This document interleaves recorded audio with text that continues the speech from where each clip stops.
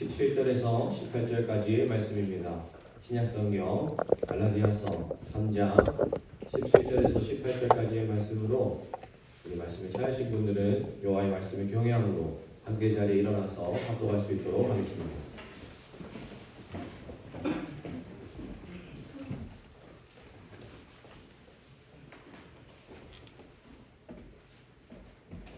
주의 말씀 경외함으로 함께 합독하겠습니다. 시작. 내가 이것을 말하노니 하나님께서 미리 정하신 언약을 430년 후에 생긴 율법이 폐기하지 못하고 그 약속을 헛되게 하지 못하리라. 만일 그 유업이 율법에서 난 것이면 약속에서 난 것이 아니니라. 그러나 하나님이 약속으로 말미암아 아브라함에게 주신 것이라. 아멘. 자리에 앉으시면서 좌우에 계신 분들에게 이렇게 말씀하겠습니다. 하나님을 기대합니다. 하나님을 기대합니다. 아멘. 우리 강성 목사님 소개해드리겠습니다. 오늘 처음 집회 오신 분들이기 때문에 한사람교회 담임하시고 일상에서 만난 언약, 일상에서 만난 칭의 저자 되시는 우리 서창희 목사님 앞으로 나오실 때 우리 큰 박수로 맞이할 수 있도록 하겠습니다. 목사님 감사합니다.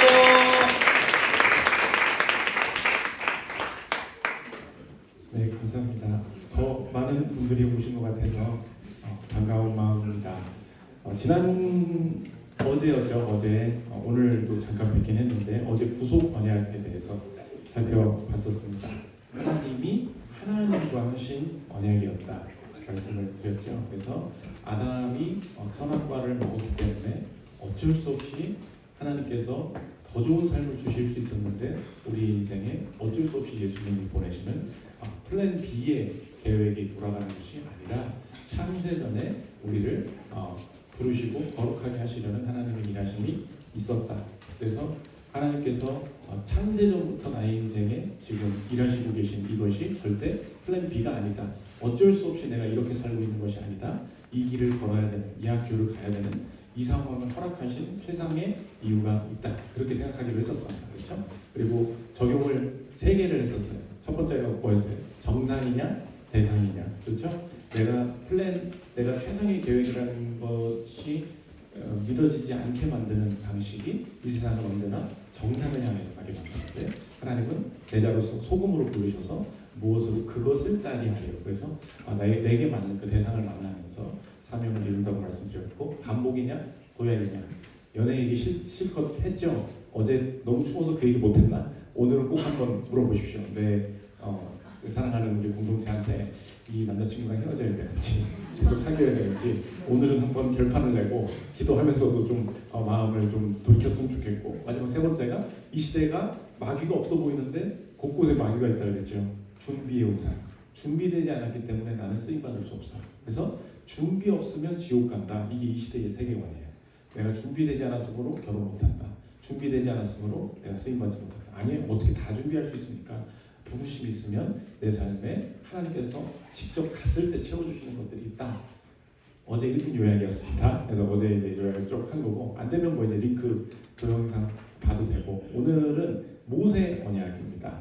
아마 뭐 집사님들이나 교회 오래 다니신 분들도 가장 헷갈려하는 부분일 것 같기도 한데 어제와 마찬가지로 우리 수련회 둘째 날은 더 피곤하잖아요. 그래서 어제도 마찬가지로 우리가 마음은 원이로되 육신이 약해서 주의 말씀이 너무 힘든 때가 있어요. 그래서 편하게 들으면 된다 그랬죠. 뒤에 나가셔도 됩니다. 나가서 이렇게 좀 기지개도 펴시고 어떻게든 이게 또 수련회 끝나면 또 반년을 기다려야 되잖아 그렇죠. 내가 그래도 말씀 듣고 기도하는 요 시간에 체력적으로는 좀 힘들지만 계속 집중해 보기를 원한다. 그 마음 가지고 한번 이 말씀을 같이 살폈으면 좋겠는데 옆 사람에게 한 번 더 인사하겠습니다. 당신에게 응답하실 것입니다. 당신에게 응답하실 것입니다. 네. 모세 언약인데 모세 언약의 가장 큰 핵심이 무엇이냐?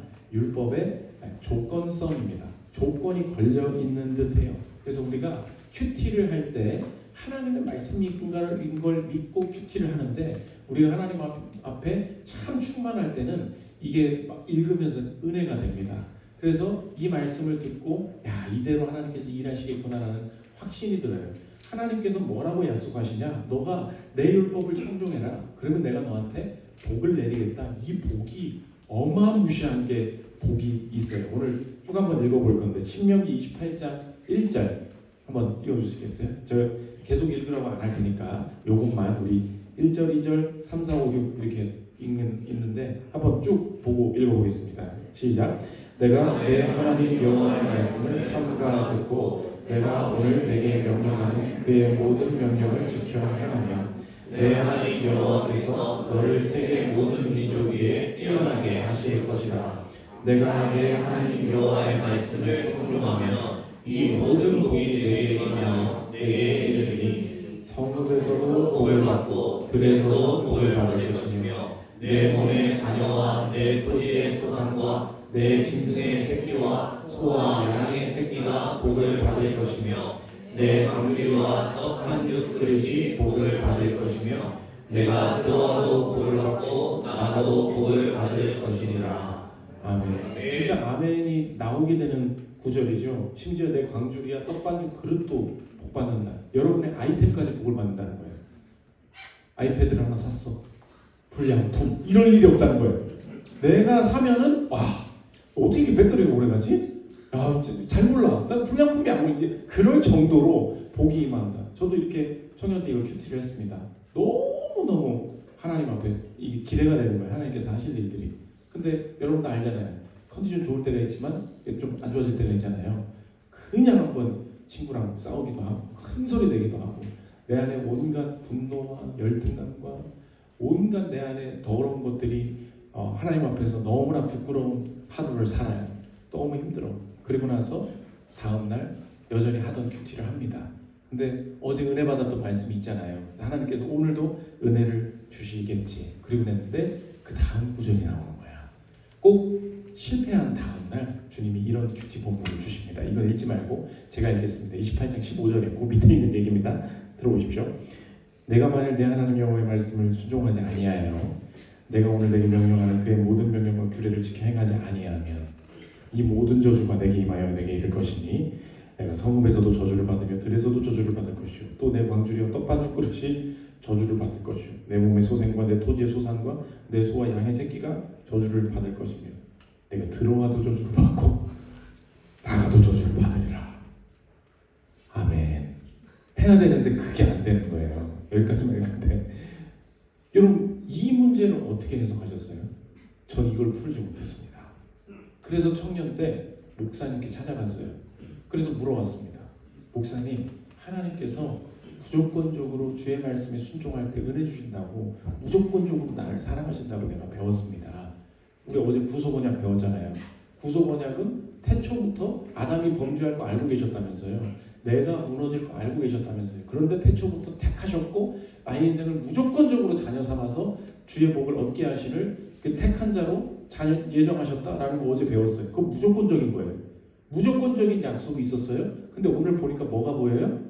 조건이 보여요. 조건이 뭐예요? 율법에 순종하면. 그렇죠? 잘 나갈 때는 이게 얼마든지 오케이예요. 언제 무너집니까? 내 인생에 하나님 앞에 순종한 게 맞나? 내가 지금 분명히 하나님 앞에 불순종하고 있는데 라는 것이 깨달아질 때가 있습니다. 내가 넘어졌습니다. 자, 그러면 오늘 어제 아까 그 큐티를 했고요. 오늘은 이 큐티를 했어요. 둘 중에 하나에 아멘 해야 돼요. 물어볼게요. 뭐가 맞아요? 둘 다 반대가 되는 얘기를 하고 있다고. 근데 둘 다 하나님 말씀이에요. 우리 둘 다 아멘으로 봤습니다. 근데 나는 어제 컨디션이 좋았고요. 오늘 범죄하고 넘어졌어요.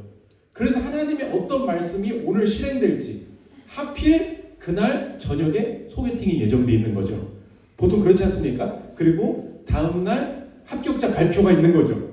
그럴 때 힘든 거예요. 내가 하나님 앞에서 그럼 하나님이 이걸 죄로 보실 것인가? 그렇지 않을 것인가? 목사님한테 물어봤어요. 제가 청년 목사님한테. 목사님, 그때 이렇게 반대되는 말이 나오는데 어떻게 합니까? 그 목사님 대답이 뭐냐? 그건 그때 다르지. 그리고 도망가셨어요.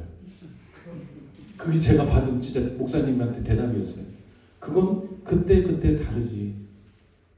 여러분 이걸 못 풀잖아요. 그러면 성경 전체를 봐도 늘 불안합니다.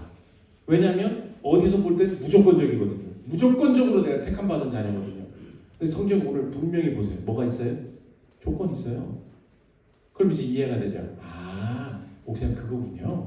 옛날에 하나님이 우리를 택하셨을 때는 무조건적으로 너를 사랑해 하고서 우리를 인류에 이렇게 인류가 번성하게 하셨다고.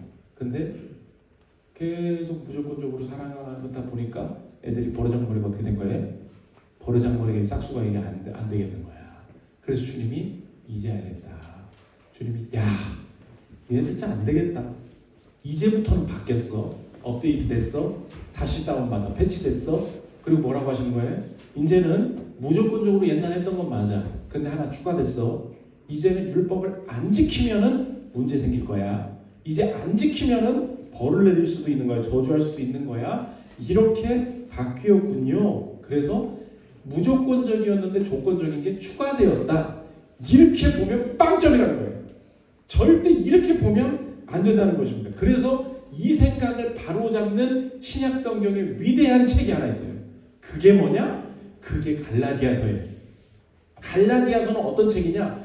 야, 옛날에 무조건적으로 우리를 사랑하셨던 하나님이 너무너무 불순종을 하니까 이제 순종하면 복을 받고 불순종하면 저주하겠다고 율법을 그제서야 우리에게 주신 것이구나. 그래서 약속은 옛날 얘기고 이제 율법에 순종하느냐를 통해서 우리와 우리 자녀들에게 복을 주실지를 결정하시겠다라고 말하고 그렇게 해석하는 게 맞느냐라는 말에 바울이 무슨 소리야 이 자식들아. 너무 화가 나서 쓴 책이 갈라디아서인 거예요. 오늘 읽은 본문이 이제 이해가 되는데 야, 말이 되냐? 430년 전에 하나님이 아브라함을 통하여서 너의 민족이 복을 받게 되고 무조건적으로 너를 택하여 복을 주겠다고 말씀하시고 약속하셨는데 약속 다음에 율법이 생겼지. 너 한번 생각해봐. 하나님이 약속하시는 게 변하냐? 안 변하지. 안 변하는데 이후에 율법이 생겼다고. 율법이 생겼다고 해서 약속이 변할 수 있겠니? 그렇게 해석하면 안 되는 거야 라고 하면서 오늘 호통을 치는 거예요. 3장 17절 이제 다시 한번 보십시오.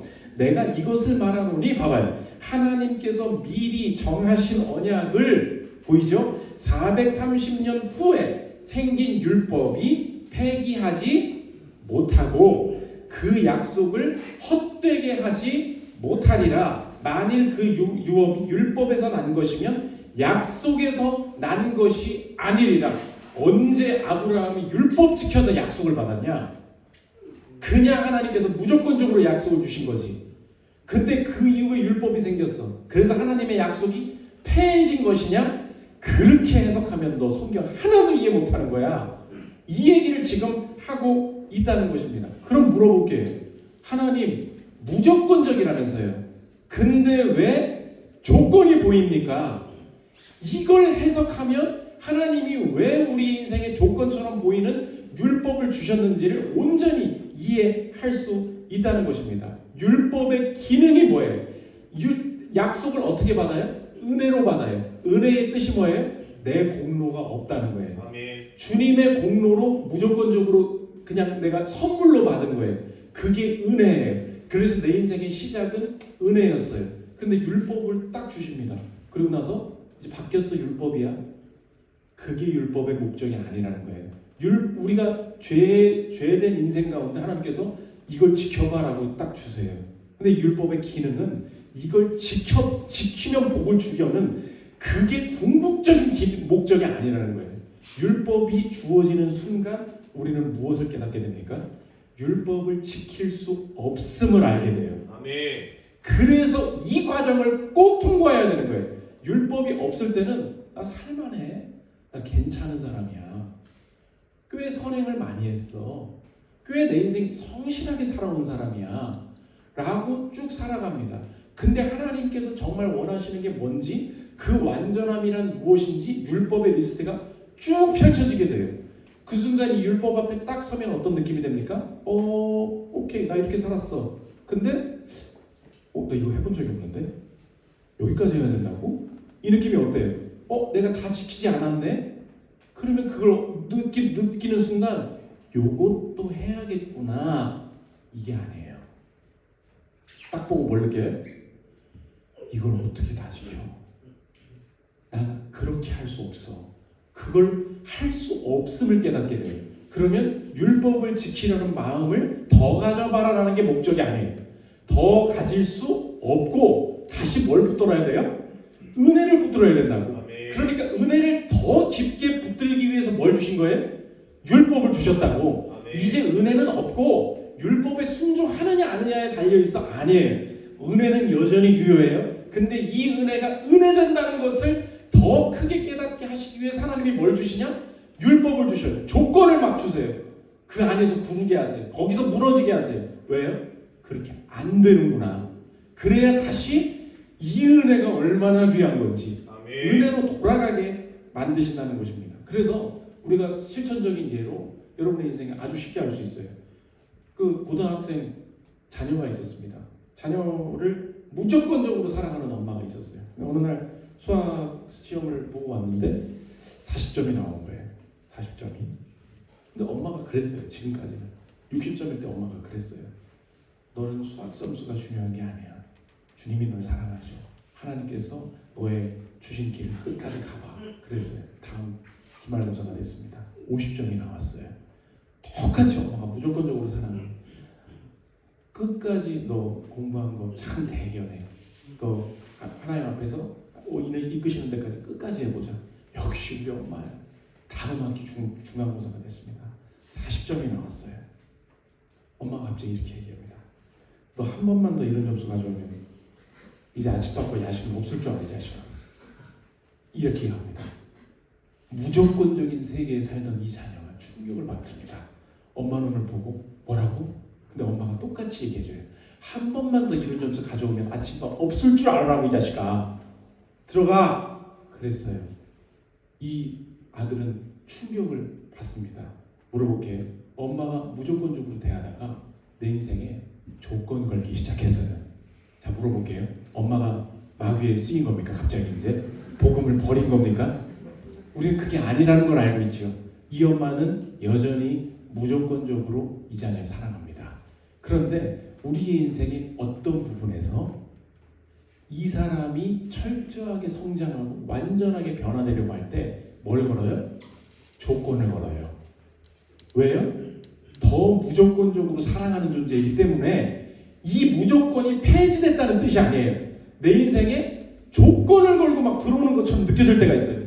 안 하기만 해봐 아주 이 자식 그냥 아주 다리 몽둥이 부서뜨릴 줄 알아 그냥. 막 무조건적으로 사랑했던 이 사람이 갑자기 막을 변하는 느낌이 될 때가 있습니다. 절대 속으면 안 돼요. 왜 그러는 거예요?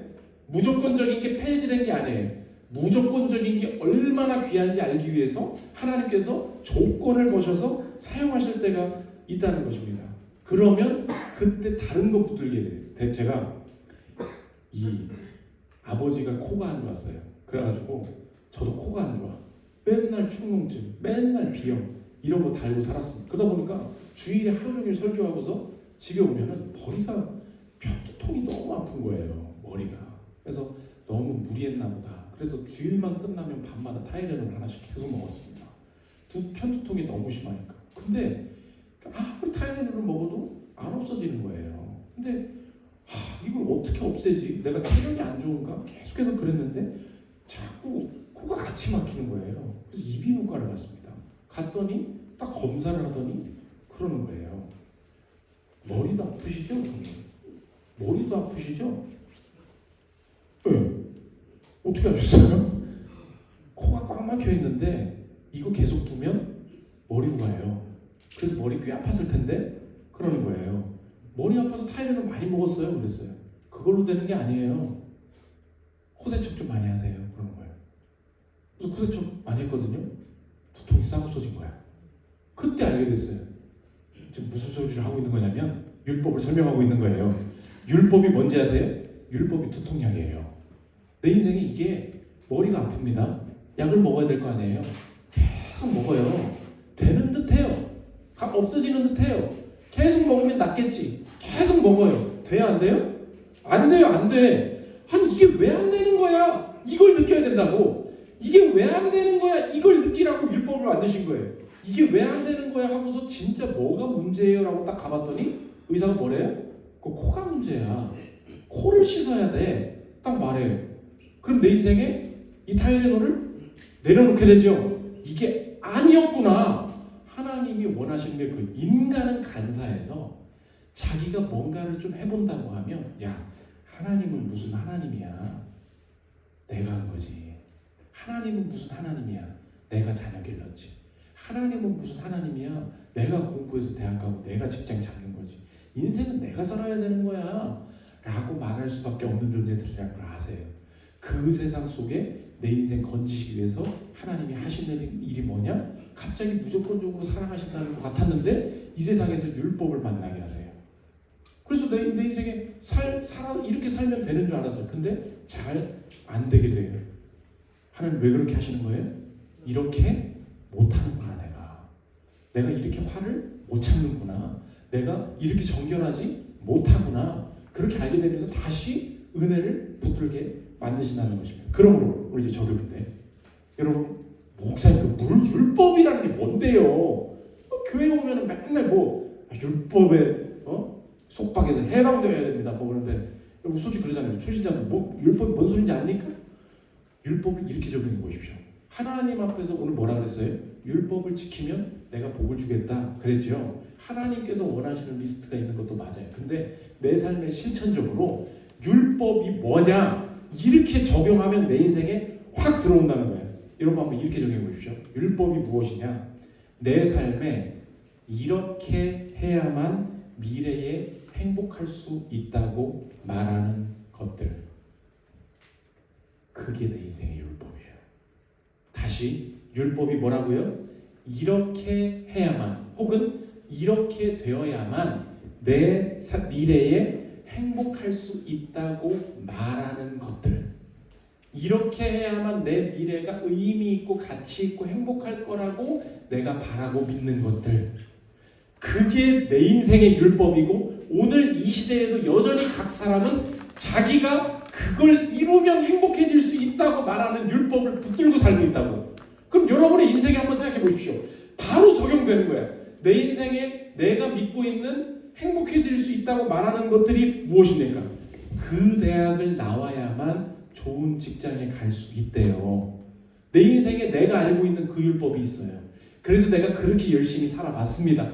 그렇게 되지가 않았네요. 그때 내 인생에 느껴지는 게 뭐예요? 율법을 지키지 못했구나. 무슨 말이에요? 이것을 이루지 못했으니 결국 내 인생에 온전한 행복, 완전히 의미 있는 삶이 펼쳐지지 못하겠구나. 그것이 율법을 이루지 못한 자의 죄책감이야. 모두가 우리 마음에는 그 마음을 다 가지고 있습니다. 그 자격증을 따야만 안정적인 직장으로 이직을 할 수 있어요. 내 인생에 내가 믿고 있는 그 율법이 있습니다. 근데 결국은 따지 못했어요. 결국은 이루지 못했어요. 외모와 키가 이 정도 되어야만 좋은 배우자를 만날 수 있습니다. 그래서 노력했는데 결국 그렇게 되지 않았습니다. 내가 이 정도 신앙생활을 했으므로 자녀를 이 정도로 길러내어야만 합니다. 라는 내 인생의 목표가 있었는데 아무튼 여차저차 이런저런 이유로 결국은 그렇게 이루지 못하고 방황하는 내 자녀를 보게 됩니다. 그 순간 내 마음에 드는 게 뭐예요? 율법의 정죄, 율법의 죄책감이에요. 그래서 율법에는 조건이 있다 그랬죠? 조건을 지키려고 여러분의 인생에 여러 가지로 노력한 게 있습니다. 조건이 돈인 사람이 있어요. 돈 벌어야 이렇게 할 수 있고 학력이 이렇게 돼야 이렇게 학점이 돼야 이렇게 나이가 빨랐어야 이렇게 내 인생의 조건을 가지고 해보려는 일들이 있었습니다. 어떻게 됐어요? 되지를 않아요. 그 마음 가지고 오늘 이 자리에 나왔잖아요. 하나님이 뭐라고 말씀하시느냐? 바로 그거예요. 네 생각으로는 지금 내가 그 율법을 지키지 못했기 때문에 이게 있어야만 내 미래가 행복할 수 있을 것이다 라고 말하고 내가 목표였던 그것을 이루지 못했기 때문에 내 인생에 두려움이 떠는데 너의 인생의 착각이 뭐냐? 지금 이 상황이 벌어진 이것이 내가 너의 삶을 주권적으로 너의 가정을 주권적으로 통제하지 않는 상황이라고 생각하지. 절대 그렇지 않아. 이 상황도 내가 통제하고 있는 상황 중에 있어. 그런데 하나님께서 이것을 왜 허락하신다고요? 이 조건이 있는 세계 속에서 이 조건 가지고 되지 않는다는 것을 인정할 때 진짜로 다시 돌아가거든. 뭘로요? 아멘. 은혜로요. 아멘. 뭘로요? 약속으로요. 아멘. 어떻게 약속 다음에 율법을 줬다고 약속은 폐기됐고 이제 율법 지켜라고 어떻게 그렇게 무식하게 해석을 하니? 그렇지 않아. 내가 너의 인생에 이 여정을 통과하게 한 이유가 뭔지 아니? 사람이 감사해. 하나님이 사랑하신다는 건 믿지만 실제로 내 인생에 행복을 가져다주고 내 인생을 완성하시는 그의 은혜는 거기 시작할 때 조금 하나님께서 사랑하신다는 거 확인하는 정도고, 결국은 내 인생의 행복을 만들어가는 것은 내 노력과 성실과 내가 모은 돈과 이 학력을 가지고 커리어를 쌓아 나갈 때 진짜 행복이 생기는 거야 라고 살아갈 수밖에 없는 게 인간이라는 거예요. 하나님이 그 마음 깨시기 위해서 우리에게 뭐 주세요? 나는 그게 율법이 있는지도 몰랐는데 율법을 다르게 정의하면 내 인생에 확 들어와요. 이것이 있어야만 내 인생의 미래가 행복하고 안전할 수 있다고 말하는 것들, 내 인생에 그것이 분명히 나는 그것과 싸웠고 그 조건을 이뤄보려고 했는데 결국 이루지 못했다. 바로 이 상황. 하나님께서 뭐라고 대답하시냐? 오늘 제목과 같습니다. 그러므로 약속은 필연적인 실패를 포함합니다. 아멘. 그게 하나님의 신비한 인도하심이에요. 아멘.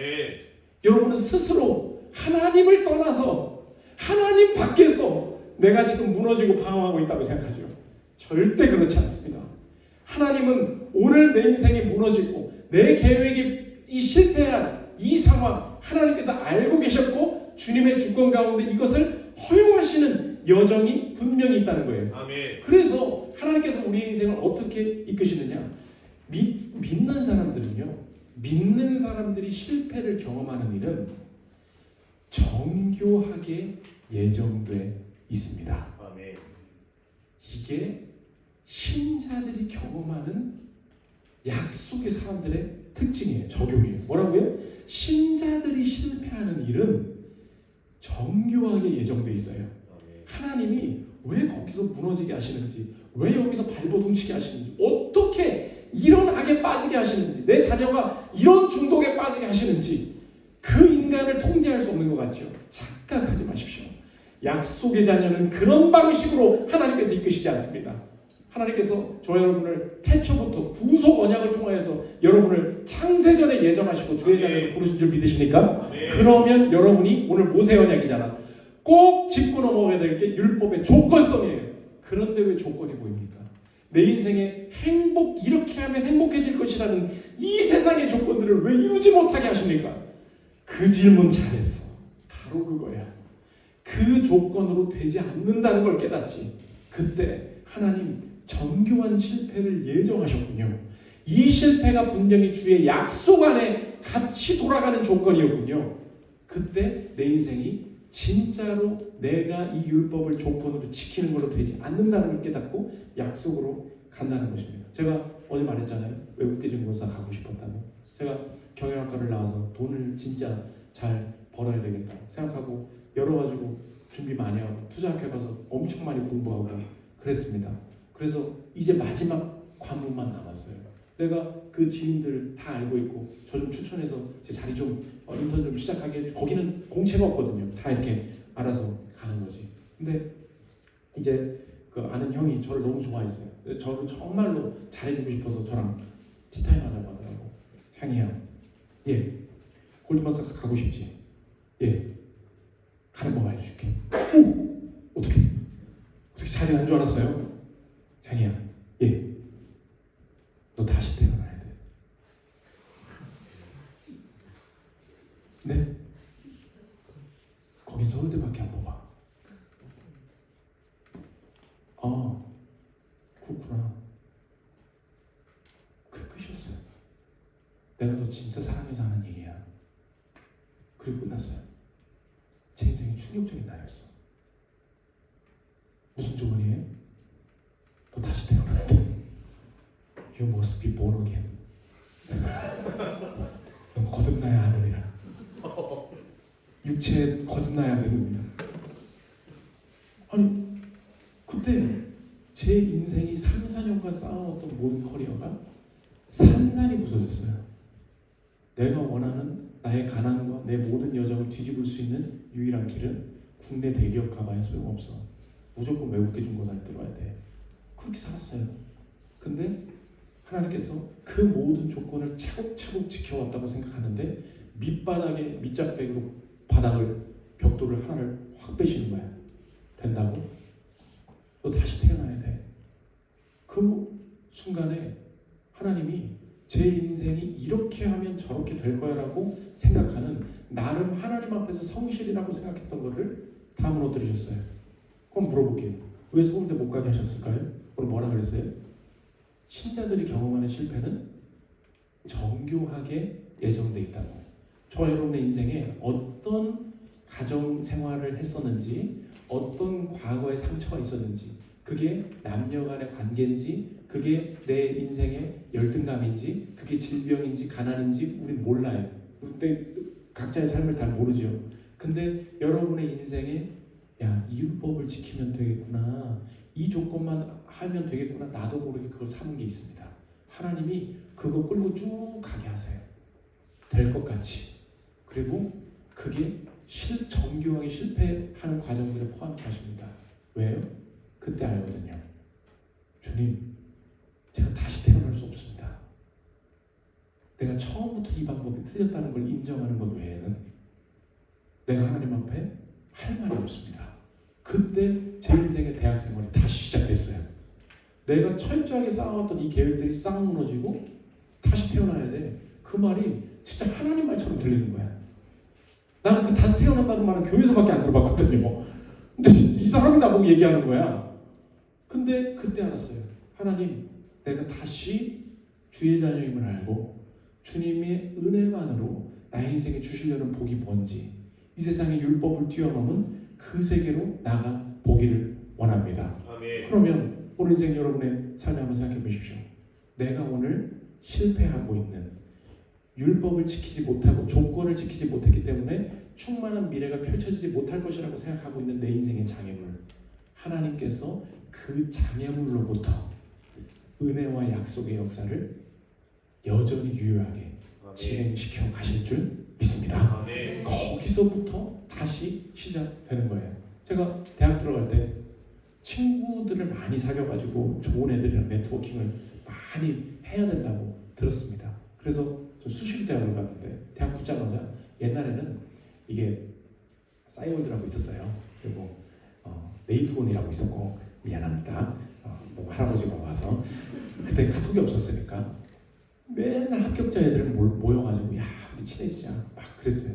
근데 제가 신앙인이니까 이제 MT도 가고 이래야 되는데 저희 학교는 이렇게 막걸리를 이렇게 대야로 이렇게 마시고 뭐 이런 옛날 그런 학교였어요. 그래서 제가 교회 다니니까 술도 안 마시고 뭐 그러니까 친구를 못 사귈 거라는 생각이 들지 않았습니까? 제 안에 크게 늘 불안감인 거야. 내가 친구 못 사귀면 어떡하지? 술 안 마신다고 나 싫어하면 어떡하지? 소외되면 어떡하지? 그 마음이 늘 제 안에 있었어요. 그래서 주님 앞에 내가 네이트원 친구 축하를 지금도 기억나. 120명을 하는 것 같아. 거의 막 전교생, 입학생 내가 관리하듯이 내가 이제 네트워킹을 잘 해봐야 되겠다. 근데 MT 가면 무조건 선배들이 와서 술 마시고 한다고 하니까 MT를 못 가겠는 거예요. 주님 앞에 기도했지. 좀 갈까요? 잠깐만 허락해 주실래요? 내가 엄청 마시고 올 수 있는데 뭔가 마음이 너무 편치가 않아요. 거기 가서 나만 분위기 깨기도 그렇고. 근데 하나님 앞에 내가 속이 상한 거야. 하나님한테 삐진 거야. 왜냐? 나는 네트워킹이 중요한데 하나님이 술도 못 마시게 하시고 거기 가서 술도 못 마시니까 MT 안 가는 게 낫지 그래서 안 간다 그랬거든요. 마음이 삐진 거야. 대전에 살았는데 컴퓨터를 하면서 아휴, 어떻게 3월에 친구 사귀고 좋은 사람들 만나고 그러나 이게 마음속에 있었던 거예요. 그리고 마음속에 주님 앞에 그 얘기를 하고 있는데 하나님이 갑자기 핸드폰이 울리는 거야. 모르는 번호로 전화를 받았습니다. 그날이 MT 날이었어요. 출발하는 날. 전화가 옵니다. 여보세요? 장애. 누구세요? 너 어디야? 그러는 거. 누구세요?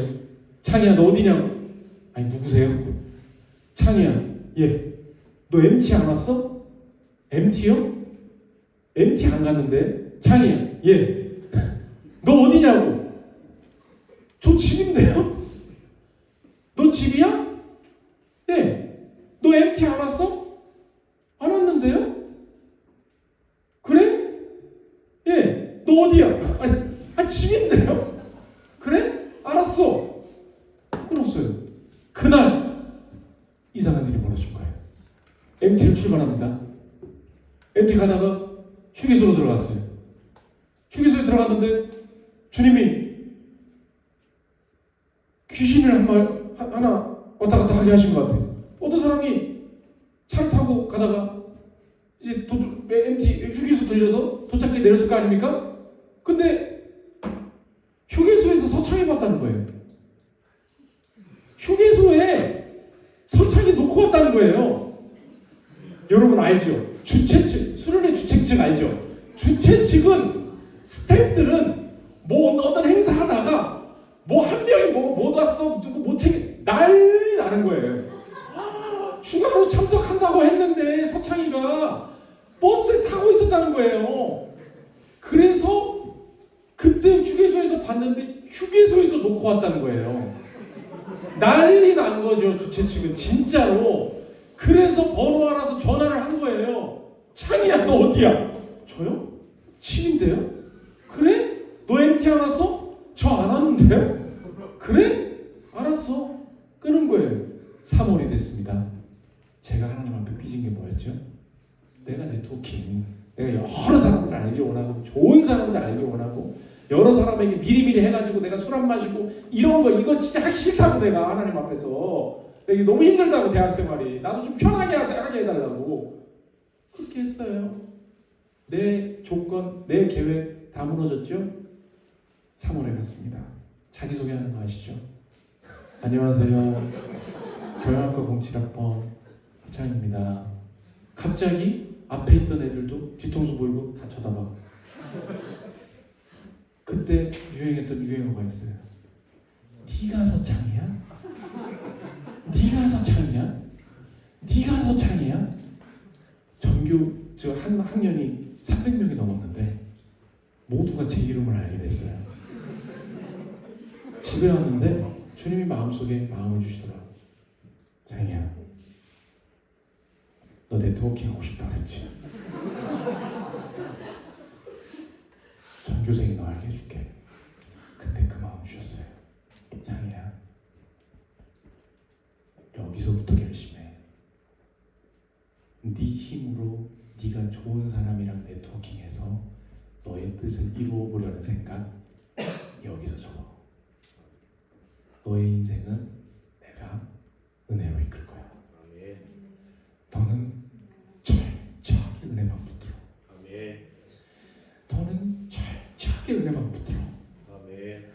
절대로 이 세상에 그때마다 오는 이것이 있으면 이것을 이뤄야 그 다음 것이 행복이 오겠지라는 말에 절대 속지 말고, 너는 그 율법의 조건들이 보일 때마다 하나님께서 이 실패 내려놓게 하시는 거 주권적으로 나에게 허락하신 메시지를 듣고 그걸 절대 너의 인생 전체의 실패로 보지 않고 율법의 기능을 다시 생각해. 너는 철저히 은혜만 붙들어. 내가 너를 붙들고 있어. 그것만이지. 학력이 없을 때도 그것만이지. 네가 가정이 서포트를 못한다고 말하지 말고 너는 은혜만이지. 너의 부모가 돈이 없다고 말하지 말고 다른 사람들이 집안이 좋아서 뭔가 기회를 잘 타서 그런 모습들이 너무너무 많이 느껴질 건데, 너무너무 많이 보일 건데 그게 절대 내가 너를 사랑하지 않는다는 뜻이야.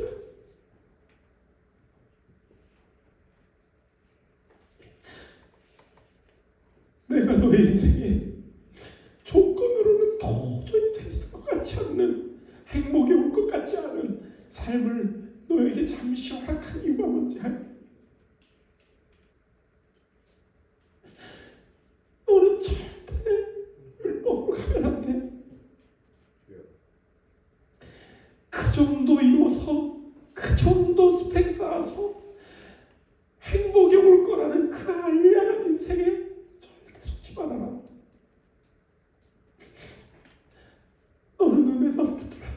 아멘. 그래서 내가 널 무너지게 한 거야.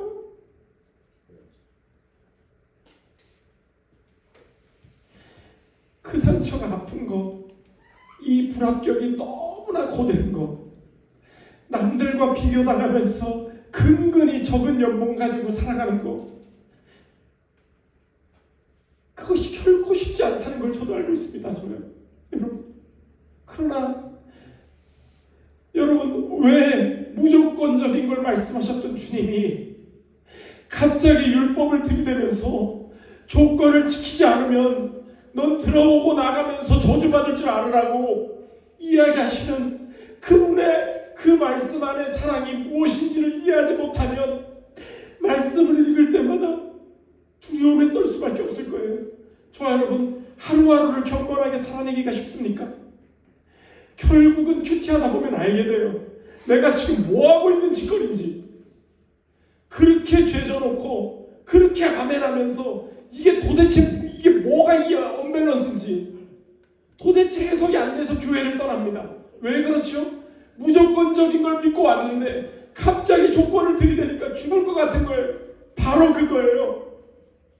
죽어야 됩니다. 아멘. 안 돼요.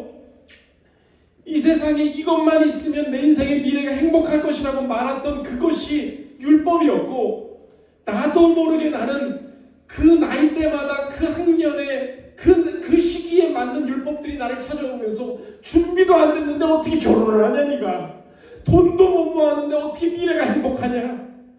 그 말 듣고서 살다 보니까 결국 이 하나님의 약속은 아무 쓰잘데기도 없는 거예요. 근데 바로 그 지점입니다. 맞아, 조건으로 안 되지. 내가 여기까지 널 기다리고 있었어. 바로 그거야. 여전히 약속은 유효하단다. 아멘. 여전히 은혜는 유효하단다. 아멘. 그러니까 이제 철저히 은혜만 붙들어. 그럼 두 가지 적용할 수 있죠. 첫째로 안 되는 거 있죠. 안 되는 건 은혜의 방편이에요. 하나님이 철저하게 은혜 붙들게 하시고 내가 뭘 했다는 그 소리 그거 안 나오게 하시기 위해서 하나님이 여러분의 인생에 지금도 진행하고 계신 너무나 가슴 아픈 계획들이 있습니다. 먼저 하나님께서 그것에 오늘 기도 가운데 주님께서 위로해 주실 줄 믿습니다. 아멘. 그런데 여러분, 그냥 삐지고 상처받고 너무 힘든 가운데 절대 머무르지 마십시오. 하나님은 그 자리까지 오는 것을, 내가 아파하는 것을 참고 기다리셨습니다. 아멘. 그래야 은혜를 붙일 수 있기 때문에 그래요. 아멘. 안 되는 거 있죠. 여러분, 되는 것은 여러분이 되는 것 가지고 쓰임받지 못할 거예요. 오늘 명심해.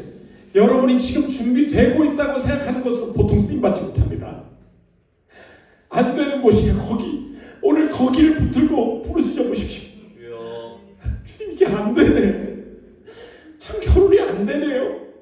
참 학력이, 이 취업이라는 게 참 내 진로를 못 찾겠네요. 하나님 정결해지기가 안 돼요. 화를 못 참겠네요. 안 되죠. 거기 주님이 계십니다. 그때 주님이 그때 일하세요. 두 번째, 되는 거 있죠. 되는 것은 감사의 방편이에요. 그럼 이제 알게 돼요. 이렇게 안 되는구나 할 때 깨닫잖아요. 그러다가 하나님께서 어느 순간 되게 하십니다. 그리고 열리는 길들이 있어요. 그리고 회복되는 때가 있어요. 그때 알게 돼요. 열심히 공부하다가 그게 되잖아요. 내가 한 줄 알아요. 근데 진짜 막히는데 한 길이 열려요. 그 순간 알게 돼요. 되게 만든 걸 내가 한 게 아니라는 거. 그래서 된 일에 대해서는 감사할 수밖에 없어요. 내가 학력을 이루게 된 거, 어디를 가게 된 거, 무슨 소리를 할 수가 없어요. 하나님 그냥 은혜로 그렇게 해주신 거. 그래서 교만할 수가 없어요. 여러분의 인생에 안 되는 건 무엇이 있습니까? 그거 은혜 방편이에요. 아멘. 하나님 은혜 붙들게 하시려고, 은혜 주시려고 하신 거예요. 아멘. 믿으십니까? 아멘. 오늘 그렇게 오늘 다시 해석하십시오. 되는 거 있죠. 재지 말아요. 난다고 남들보다 조금 더 준비했다고 그것 가지고 뭔가 좀 더 행복한 인생을 살 수 있을 거라고 거들먹거리는 오늘 그 십자가 앞에 다 내려놓으십시오. 아멘. 그건 되는 게 아니에요. 되게 하셔야 합니다. 크게 감사해요. 이제 모세 언약이 다 이해됐어요. 아, 주님, 언약은 무조건적이었는데 왜 갑자기 중간에 모세 언약이 쑥 들어와서 율법의 조건성을 강조하는지. 지지리도 인간은 자기가 그 조건을 이뤘다고 말하고 싶기 때문에 내 인생에 은혜만 붙들게 하시기 위해 이 조건을 잠시 허락하셨던 거군요. 이건 마저 은혜인 줄 믿겠습니다. 아멘. 이 모세 언약 끝이에요.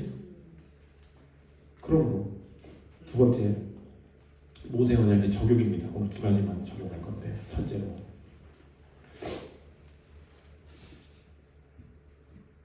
이 조건이 있음에도 불구하고 이 조건의 기능이 절대 율법으로 더 열심히 가려고 하는 게 아니라 하나님이 준비하신 이 은혜와 약속 안에 철저하게 거하게 하시는 계획이라는 걸 알 때 결국 율법이나 은혜냐, 율법이냐, 약속이냐라는 두 갈림길에 여러분의 인생에 서게 됩니다. 그 두 가지 삶을 적용할 건데, 첫째로 오늘 밸런스에 정결이냐 거룩이냐, 이 싸움이 분명히 여러분의 삶에 찾아옵니다. 여러분, 우리가 하나님 앞에서 깨끗해진다, 정결해진다, 거룩해진다라고 할 때 인간적인 세상의 관점으로, 내가 인간적인 관점으로 하나님 앞에서 어떻게 깨끗해질까 생각하는 경우가 많아요. 내가 참 화가 많았습니다. 화 좀 그만 내야 되겠다. 내가 좀 11조 떼먹고 있었다. 11조 좀 그만 이제 좀 떼먹고 이제 해야 되겠다. 내가 좀 너무 폭력적인 언행을 했었다. 내가 참 너무 음란했다. 내가 그만 살아봐야 돼. 내가 오늘 수련회 정결케 되기를 원합니다. 근데 수련회마다 그 정결함과 그 거룩을 사모하는 것이 잘못되면 인간적으로 내가 이걸 이제 끊어봐야지 할 때가 참 많아요. 근데 언제나 성경은 구별짓는 단어가 있어요. 그게 정결과 거룩은 다른 얘기다 이야기를 합니다. 우리가 부정한 존재들이잖아요. 근데 부정의 반대말을 성경은 정결하다고 이야기하지 않는다는 것입니다. 로마서 6장 19절 보십시오. 전에 너희가 너희 지체를 부정과 불법에 내주어 뭐예요? 불법에 이른 것 같이. 옛날에 불법이에요. 그 반대말이 있겠죠. 뒤에 보십시오. 이제는 너희 지체를 의에게 종으로 내주어 뭐래요? 거룩함에 이르라. 율법에 이르라고 말하지 않고 어디 이르래요? 거룩함에 이르라 말해요. 거룩의 개념이 뭐냐? 언제나 성경은 정결하다고 해서 거룩한 건 아니야 이렇게 말한다는 것입니다. 그게 무슨 말이냐? 평생에 성경을 아무리 봐도 이게 프레임이 없으면 이해가 안 되거든요. 제가 가져왔어요. 이 프레임을 한번 띄워주십시오. 언제나 성경은 세 단계. 자 보십시오. 부정한 게 있습니다. unclean. 뭐 흠이 있는 어린 양은 뭐 가져올 수 없고, 그 우리가 다 배웠잖아요. 부정한 거 우리가 다 알아요. 그런데 그 다음 단계가 있어요. 그게 뭐냐? 성경의 레위기에서 말하는 정결한, clean이에요. clean.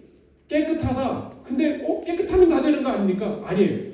깨끗한 것과 거룩한 것은 구별돼요. 다르다는 거예요. 아니 뭐가 다릅니까? 정결하고 흠이 없을 수 있어요. 그런데 곧 그게 거룩한 건 아니라는 거예요. 무슨 말이냐? 거룩은 언제나 행동의 개념이 아니라 관계적인 개념이라는 것입니다. 거룩은 무엇이냐? 이렇게 설명해 보십시오. 그 존재를 위해서만 존재하는 것. 그게 거룩이에요. 당연히 거룩한 것은 정결해야죠. 그러나 정결하다고 거룩하진 않아요. 왜? 내가 정결해요. 근데 이것이 관계적이라고. 이것이 이 존재가 어떤 존재를 위해서 존재하느냐? 그 존재만을 위해서 드려지는 것. 그 존재만을 위해서 존재하는 것. 그게 거룩이에요. 남편이 가방을 하나 사왔습니다. 남자친구가 나 사랑한다고 백을 하나 사왔습니다. 딱 열어보니까 에르메스야. 어떤 그러더라고. 목사님, 에르메스는 그 자체로 거룩입니다. 묻지도 따지지도 말고 에르메스는 거룩입니다. 홀리 에르메스. 근데 한번 생각해 보십시오. 남편이 이거 가방 사다 줬어요. 너무 좋죠? 나를 이렇게 사랑하는구나. 근데 알게 됐습니다. 이 가방이 전 여자 꼬실 때 썼던 가방이라는 거. 그래도 괜찮습니다. 입 나가면 돼. 난 고칠 수 없어. 이 사람 고칠 수 없어. 근데 한번 생각해 보십시오. 여러분 이 순간 와 더럽다. 더러움을 확 느끼죠. 이게 거룩이에요. 에르메스는 거룩합니까? 그렇게 말할 수 없어요. 무엇이 거룩해요? 그것이 내가 사랑하는 그 존재에게 주어질 때 그때 거룩해요. 근데 딴 여자가 꼬실 때 썼던 거야. 근데 새 거야. 신상품인데 완전히 더러워지죠. 근데 그래서 거룩을 언제나 뭐랑 연결시키냐? 내 존재가 하나님과 하나님께만 드려줘야 한다. 로마서 6장 13절 보십시오. 또한 너희 지체를 불의의 무기로 죄에게 내주지 말고 오직 너희 자신을 죽은 자 가운데서 다시 살아난 자같이 하나님께 드리며 너희 지체를 의의 무기로 뭐래요? 하나님께 드리라. 그러니까 거룩은 행동의 변화, 죄의 제거 여기서 멈추는 게 아니라는 거예요. 거룩은 뭐예요? 관계의 회복이에요. 아멘. 하나님께 드려지는 거. 물어볼게요. 거룩해지래요.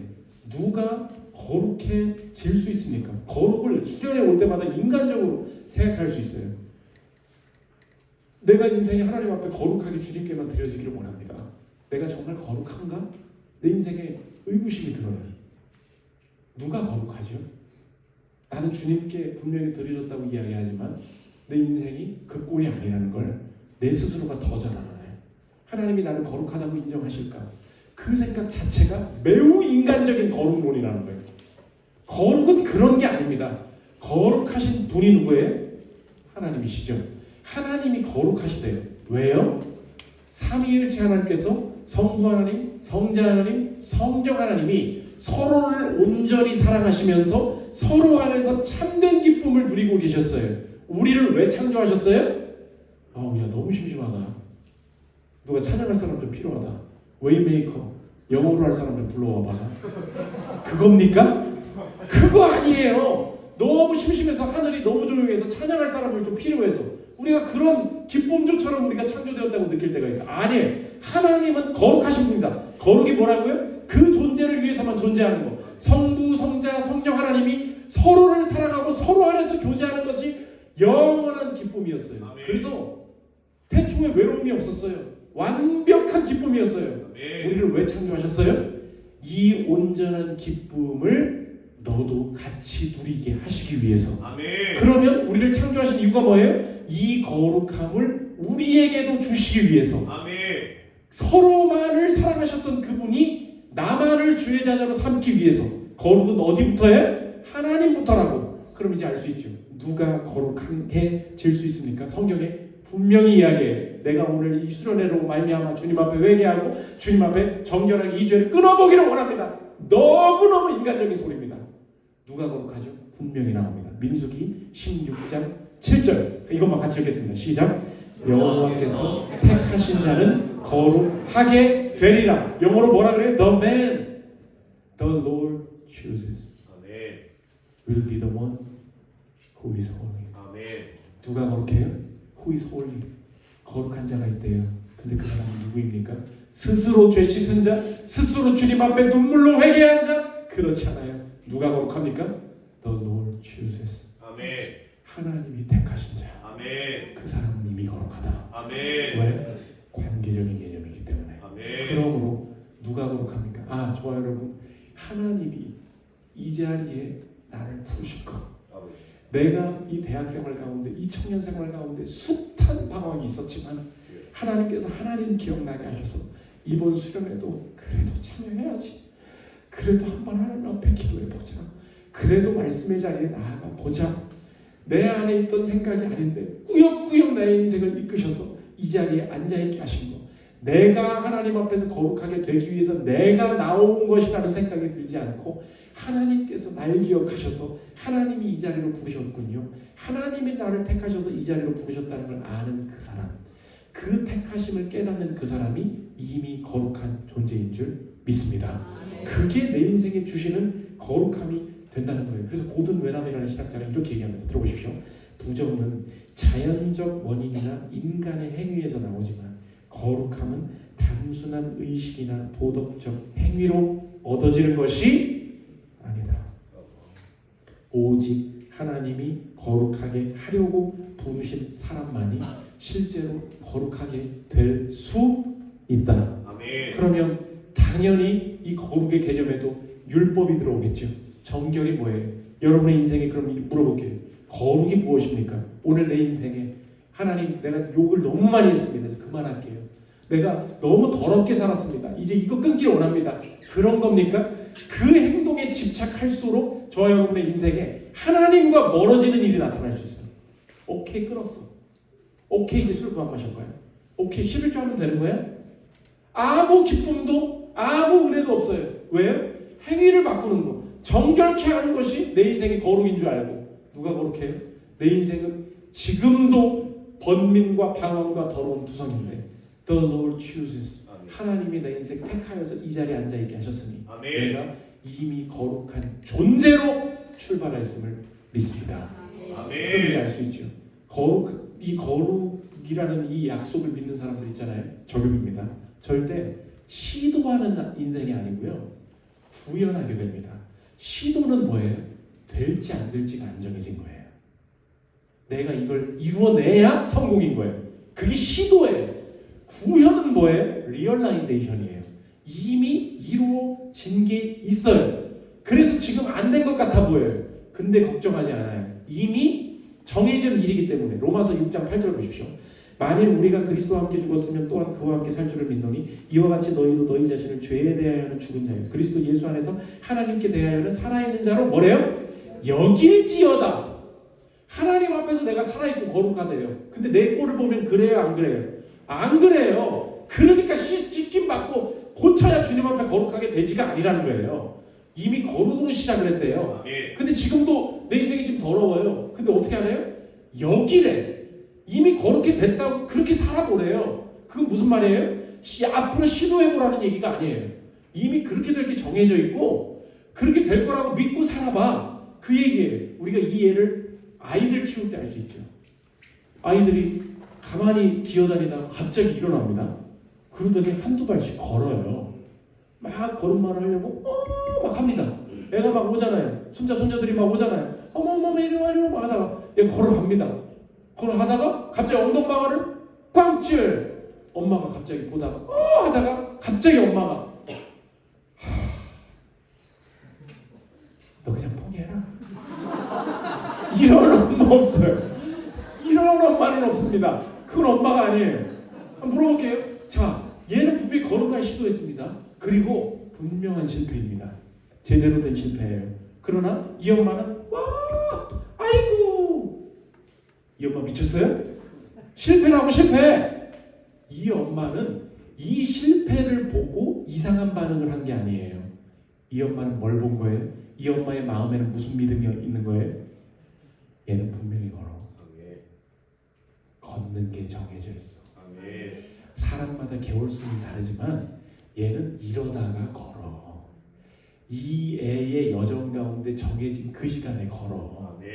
그게 너무 확실한 거예요. 그러니까 오늘 넘어졌어요. 이것 때문에 너 이제 그냥 딴 거 해라. 걸음마지 말고 음악해라. 그럽니까? 그러지 않아요. 될 걸 알고 오히려 기뻐하고 격려하고 다시 일어선다고. 여러분의 인생이 이와 같아요. 여러분 스스로를 어떻게 보십니까? 행위, 정결케 돼야지 율법을, 심지어 하나님께 가까이 가는 것마저 인간적으로 이 율법을 지켜야만 무엇이 될 것이라고 잘못 가잖아요. 야, 이것만 남았어. 내가 이것만 끊으면 돼. 내가 이것만 잘하면 돼. 그리고 나서 되지 않을 때 어떻게 돼요? 완전히 무너져 버려요. 여러분의 인생도 그럴 때가 있을 것입니다. 내가 학창 시절까지 꽤 죄 안 짓고 살았어요. 내 인생에 그런 것들이 있었다고. 그런데 어느 순간 여러분 알죠? 어떻게 내가 이런 짓을? 어떻게 내가 이렇게 더러울 수 있어? 어떻게 내가 이렇게까지 무너질 수가 있어? 그런 마음들도 있습니다. 그럼 여러분 어떻게 해석할 거예요? 잘 가다가 망해버렸네. 포기하는 게 낫겠네. 율법에 빠진 생각들은 언제나 조건이 완전히 무너졌기 때문에 마음속에 소망이 생길 수가 없어요. 그런데 뭐래요? The Lord chooses. 여호와께서 택하신 자는 거룩하게 되리라. 정해진 일인 줄 믿으십니까? 그러면 남들은 뭐라고 하든지 행위에 구애받지 않아요. 행위를 고치지 말라는 소리가 아니에요. 그 방식으로 되지 않는다는 거예요. 나의 인생에 이미 주님께서 뜻하신 모습으로 나의 성품과 모든 생각과 내 삶의 디자인을 주님께서 변화시켜 가실 줄 믿습니다. 그러면 뭐 하는 거예요? 구현하는 거예요. 구현은 정해진 거예요. 그럼 오늘 이 말을 제대로 들어보십시오. 제대로 이해해 보십시오. 죄 지었다고 해서 너무 많은 죄책감에 빠져 있으면 안 돼. 다음날 일어서는 거예요. 다시 걸어보기를 원한다. 내가 원하는 거 이거 아니다. 당연히 넘어질 수 있다. 그러나 넘어지기 위해 사는 거 아니다. 내가 바라는 거 따로 있어. 가는 거예요. 제가 설교 준비 안 될 때마다 보는 거 다른 이런저런 다른 책이 있는데 삼성페이 이야기라는 책이 있습니다. 삼성페이 알죠? 요새 갤럭시가 다시 뜨잖아요. 근데 삼성페이 처음 만들 때 이게 진짜 될까? 된다고 결제가 될까? 이게 안 되는 거야. 이게 되는지가 시험해보고 싶은 거야.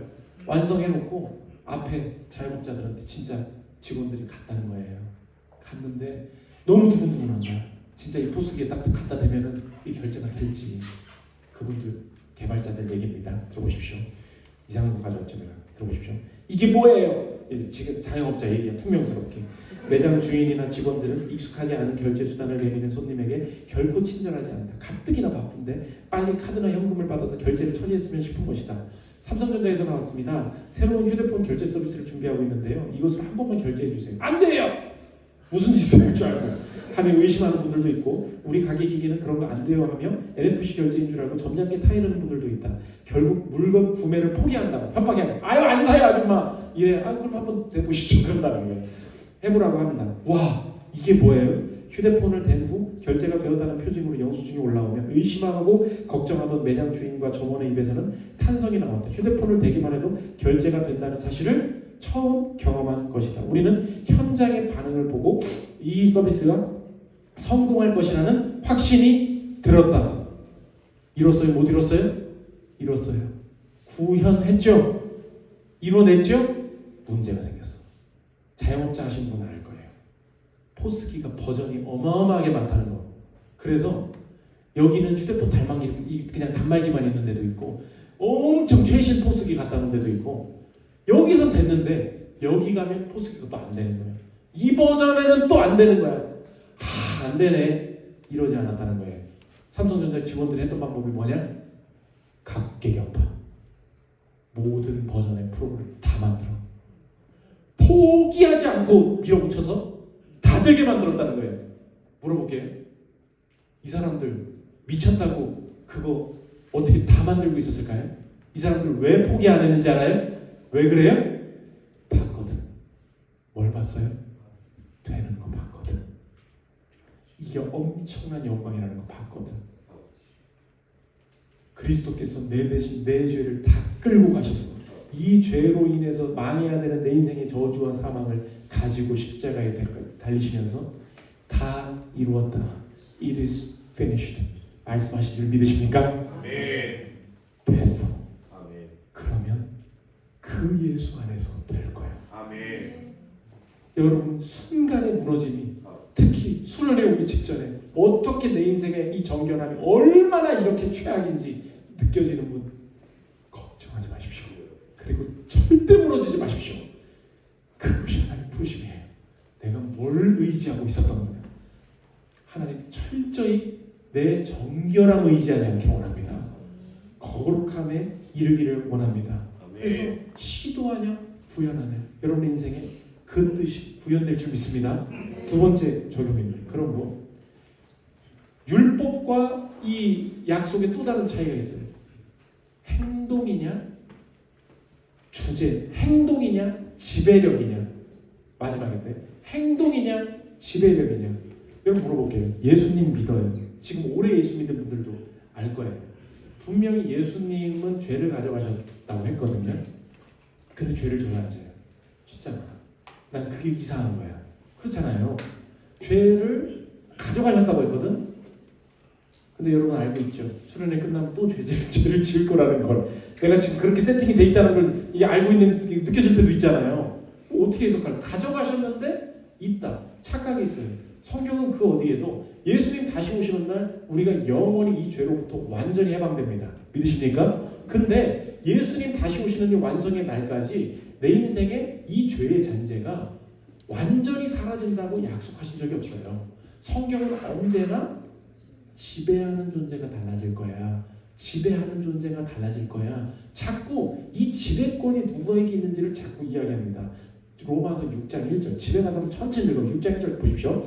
그런즉 우리가 무슨 말을 하리요? 은혜를 더하게 하려고 죄에 거하겠느냐? 여기 보면 죄를 짓겠느냐 이렇게 말하지 않아요.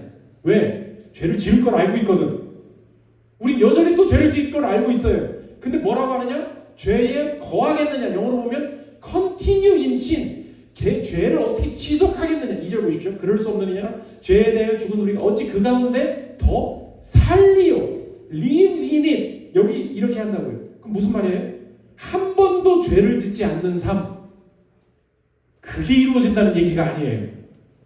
이 땅에서 우리가 경험하게 되는 바가 뭐냐? 행동 그 하나가 변하게 된다. 그렇게 말하지 않고 하나님이 내 인생을 거르고 이끌어 가시는 그 구현의 과정이 어떻게 나타나냐? 행동 하나의 변화가 아니라 지배력이 바뀐다는 거예요. 지배력이 무엇이냐? 이 개념이 중요한데 토마스 슈레이너라는 신학자가 이렇게 얘기합니다. 들어보십시오. 나 너무 이상한 것만 가져온다고 얘기할까봐 신학자도 알고 있다는 걸 얘기하려고 가져온 거예요. 들어보십시오. 농담이야. 부활이 여전히 목전에 있기 때문에 신자들은 모든 면에서 현재의 악한 시대로부터 해방된 것이 아니다. 마찬가지로 신자들이 이 시대에는 죄로부터 완전한 구원을 경험하지 못할 것이다. 산산조각 난 것은 죄의 존재가 아니라 신자들에 대한 죄의 지배력이다. 예를 들게요. 팀장님이 있었습니다. 팀장님이 휴가를 갔어요. 내가 차장입니다. 차장이 장난기가 발동한 거예요. 팀장 자리에 딱 앉아가지고 책상에 다리 딱 올리고 오늘은 내가 팀장이야. 차장이 팀장 짓을 합니다. 갑자기 과장이 옆에서 보다가 웃으면서 얘기합니다. 왜 그럽니까? 그냥 그만하십시오. 얘기합니다. 내 말 안 들려? 커피 좀 타와. 대답 안 해. 차장 짜증나서. 그런데 일하고 있는데 메일이 옵니다. 인사 완료. 휴가 갔던 그 팀장이 사직하게 됐다는 걸 알게 됐어요. 그리고 그 자리에 방금 다리 꼬고 있던 그 차장이 팀장직을 수행하게 된다는 통보가 옵니다. 커피 갖다 드릴까요? 갑자기 갑니다. 여러분 보십시오. 나는 그냥 이 자리에 앉아 있었어요. 내가 팀장이 아닐 때 뭐가 없어요? 지배력이 없어요. 팀장이 날 지배하는 거야. 근데 어느 순간 지배력이 바뀌겠죠. 내가 지배력을 갖게 되는 순간 모든 것이 그대로인데 다른 방식으로 움직이기 시작합니다. 문제가 뭐냐? 나의 인생이 변화를 일으키시는 그 파도가 어떤 방식으로 오는지를 여러분이 알아야 되는 거예요. 성경은 언제나 내 인생의 처음을 그 하나님이 원하시는 은혜 가운데 변화되는 것, 은혜 가운데 거룩해져 가는 것을 어떤 방식으로 말씀하시냐? 지배력으로 말씀하신다고. 8절 보십시오. 로마서 6장 8절. 이는 그리스도께서 죽은 자 가운데서 살아나셨으며 다시 죽지 아니하시고 사망이 다시 뭐래요? 그를 주장하지 지배력에 못할 줄을 알미로라. 12절. 그러므로 너희는 죄가 너희 죽을 몸을 뭐래요? 지배하지 못하게 하여. 14절 보십시오. 죄가 너희를 지배하지 못하리니. 여기 지금 단 한 구절도 너를 한 가지 죄도 짓지 못하게 만들겠다라고 말하고 있지 않아요. 무슨 말이에요? 언제나 넘어질 수 있을 거라는 거예요. 근데 너는 거룩해질 거고, 근데 너는 변화될 거고, 근데 너는 행동마저 바뀔 거라는 거예요. 어떤 방식으로요? 오늘 내가 열심히 주님 앞에 회개하고 기도함으로 주님 앞에 이 죄를 끊기를 원합니다. 이렇게 되지 않는다는 거예요. 그 말을 하는 건 맞지만 그 동기는 어디로부터냐? 지배하는 주제. 그게 무슨 말이냐? 예배를 드리고 기도를 하고 찬양을 하고 특히 수련회가 좋은 기회예요. 내가 딴짓을 하다가 주님 앞에 예배 듣고 설교 듣고 이렇게 기도하고 내가 딴 걸 놓고 이걸 하고 있는데 어느 순간 이 말씀을 막 듣고 있잖아요. 근데 막 기도를 하고 있잖아요. 찬양을 하잖아요. 어느 순간 내 마음에 그런 마음이 들 때가 있어요. 너무 좋다. 너무 좋다. 그리고 이 상태로 집에 갔으면 좋겠다. 이 상태만 계속 지속되면 내가 그 죄 안 지을 것 같다. 그거 필요 없을 것 같다. 이 확신과 이 임재와 이 충만함만 있으면 내가 진짜 누구든 용서할 수 있을 것 같다. 그 화 안 내도 될 것 같다. 이것만 있으면 몰래 담배 피지 않아도 될 것 같다. 어떤 순간에 내가 느껴지는 하나님이 내게 주시는 그 임재로 가득 찬 하나님이 나를 완전히 쥐고 계시다는 거, 완전히 주의 임재 가운데 내가 사로잡혀 있다는 것을, 그게 예배의 영광입니다, 여러분. 말씀의 영광이에요. 하나님의 영광과 그 임재가 예배와 말씀과 기도와 찬양 가운데 완전히 나를 둘러엎는 거예요. 그걸 느끼고 경험하잖아요. 그분이 나를 지배하고 계신다는 걸 순간 깨닫잖아요. 그러면 어느 순간 이걸 뺏기기 하시는 거예요. 이거를 이렇게 하면 내가 저거 안 할 수 있을 것 같은데, 내가 저렇게 살지 않아도 될 것 같은데 집에 갑니다. 옛날에는 이 행동을 바라봤어요. 아휴, 내가 진짜 내가 죽을 것이지, 어떻게 내가 이렇게 또 화를 냈냐, 내가 또 이렇게 싸졌냐, 내가 어떻게 또 이렇게 이런 짓을 했냐, 어떻게 내가 이렇게 저걸 벌어지, 내가 진짜 어떻게 맨날 유튜브 찾아봅니다. 뭐 담배 끊는 술 그만 마시는 음란에 벗어나는 온갖 거 했는데 안 돼. 그거 안 돼요. 근데 어느 순간 이걸 경험하고 왔어요. 근데 내가 본능적으로 압니다. 이걸 해야 되고 이걸 안 해야 되고, 이 행동을 하시고 이 행동을 하지 마시고. 여러분, 그렇게 변화되지 않고요. 내가 그 존재를 만나버리잖아요. 그러면 내가 알아요. 내 인생의 패턴에서 이걸 하는 순간 내가 이 임재로부터 점점 멀어진다는 걸 내가 알아. 그게 무서운 거예요. 그게 아까운 거예요. 그래서 끊어지게 되는 거예요. 아멘. 그게 파도예요. 여러분 인생에 행동을 변화시키려는 주제가 있습니까? 여러분 그거 잘 안 될 겁니다. 그거 신경 쓰지 말라는 얘기가 아니에요. 오히려 지배력을 바꿔보십시오. 주제를 바꿔보십시오. 내 인생의 주제가 하나님이 되어버린 거예요. 아멘. 정말 주님의 임재가 내 삶의 전역에 퍼져나가기를 원합니다. 그걸 예배 가운데 만나고, 이럴 때 수련의 기간이 끝나고도 더 철저하게 주의 성수하고 기도하고 개인 경건 생활에 힘쓰면서 그걸 넓혀보려고 하십시오. 그 순간 똑같은 방구석에서 똑같이 행동했던 내 인생이 하루 이틀 그게 없이도 더 즐겁게 사라지는 그 컨디션을 한번 경험해 봐야 돼요. 그때 알아죠. 이거 계속 하고 싶다. 그러면 이제 불순종하면 벌을 받기 때문에 주님이 불합격시키시고 떨어질까봐 내가 어쩔 수 없이 순종하는 게 아니에요. 순종하고 싶어지는 거지. 아멘. 그게 복음의 변화가 된다는 것입니다. 아멘. 마지막 세 번째, 모세 언약의 성취자입니다. 1분만 하고 마칠게요. 모세 언약이 어떻게 바뀌냐? 너희들은 목을 곧게 하지 말고 하나님 앞에서 정결하게 살아라. 너희들이었어요. 신명기 10장 6절 보십시오. 그러므로 너희는 마음의 할례를 행하고 다시는 목을 곧게 하지 말라. 명령의 대상이 누구예요? 너희는. 이게 뭐예요? 언약의 조건성이에요. 네가 그렇게 하라고. 그렇게 하셨잖아요. 그런데 이 조건이, 언약의 조건성이 언약의 무조건적인 은혜에 포함된 언약이었다는 것을 하나님이 직접 이 행위의 주체를 바꾸십니다. 나한테 목 곱게 하지 말라 그랬었어요. 신명기 30장 6절 같이 읽고 마치겠습니다. 같이 읽겠습니다. 시작. 내 하나님 여호와께서 내 마음과 내 자손의 마음에 할례를 베푸사 너로 마음을 다하며 뜻을 다하여 내 하나님 여호와를 사랑하게 하사 너로 생명을 얻게 하실 것이며. 오늘 맨 첫 구절을 보십시오. 누구예요? 내 하나님 여호와께서. 네가 목을 곧게 하지 말라라고 말씀하시는 줄 알았는데 내가 그 말을 왜 하는지 알아? 너 그거 못할 거거든. 네가 스스로 못한다는 걸 깨닫게 될 그때에 너는 나를 만나게 될 거다. 내 하나님 여호와께서 너의 마음을 돌이키실 거야.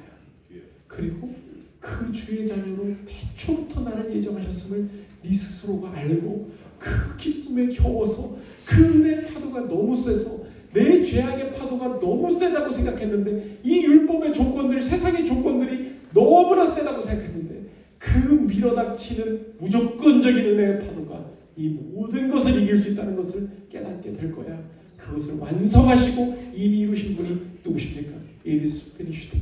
다 이루었다 말씀하신 예수 그리스도께서 이 약속이 내 인생에도 유효함을, 이스라엘 백성에게만 해당되는 것이 아니었음을 직접 일하신 분임을, 그게 오늘 내 삶에 예수 그리스도를 믿는 자마다 유효하심을 믿으십니까? 그러면 이제 저와 여러분 큐티할 때 조건적인 본문이 나올 때마다 이제 아멘 할 수 있습니다. 들어가도 나가도 저주를 받을 것이요. 아멘. 주님, 그럴 수밖에 없는 존재입니다. 그러나 들어가도 나가도 네 떡방 광주리도 저주가 임할 것이라고 말하는 이 말에 내가 아멘 할 수 있는 이유는 그 행위의 조건으로 따지면 내 인생이 이미 멸망했어야 되는데 그 율법의 마침이 되신 예수 그리스도께서 아멘. 내가 받아야 될 이 구절에 대한 분명한 성취를 자신의 몸에 십자가에서 쏟으신 줄 믿습니다. 그러므로 이 구절을 볼 때에도 오히려 눈물과 아멘으로 내가 이 말씀을 받을 수 있는 이유는 맞습니다. 주님, 저주받아야 마땅한 내 인생을 십자가에서 대신 심판당하게 하신 아들의 권세, 예수의 권세가 내 삶에 흐르고 있으니 이 저주받아 마땅한 내 인생을 살려주신 그분으로 말미암아 저주와 같이 보이는 이 삶 속에서도 이 삶의 내 인생의 부활의 영생과 마찬가지로 하나님 뜻하신 새로운 일들이 나타나게 될 줄 믿습니다. 그래서 오늘에 있는 고난과 여러 가지 형편들을 은혜로 받아들일 수 있는 거예요. 사랑하는 저 여러분, 너무나 만나 뵙게 돼서 영광이었습니다. 평생에 꼭 이걸 기억해 주십시오. 평생에 신앙생활을 했다고 생각했는데 이 부분에 대해서 헷갈리고 있었고, 하나님이 요 최근의 내 모습 때문에 혹시나 그것 때문에 나를 불합격하게 하셨고, 그것 때문에 우리 가정이 꼬이게 하셨고, 그것 때문에 아빠 사업을 망하게 하셨던 거 아닌가? 이것이 내 인생에 저주로 임한 것이 아닌가라고 생각해 본다면, 그런 생각이 있다면 예수님이 이미 저주를 가져가셨음을 믿으십시오. 아멘. 그러면 내가 죄질 때에 그 결과는 분명히 생길 수 있습니다. 그러나 이 결과 안에는 그 어떤 저주와 심판도 포함되어 있지 않습니다. 아멘. 이 필연적인 실패를 통하여서 하나님은 오히려 내 삶에 여전히 유효했던 그 약속과 그 은혜가 여는 길을 하나님께서 열어주실 것을 믿습니다. 이 담대한 고백이 있는 저 여러분 되시기를 기도합니다. 우리 기도하겠습니다.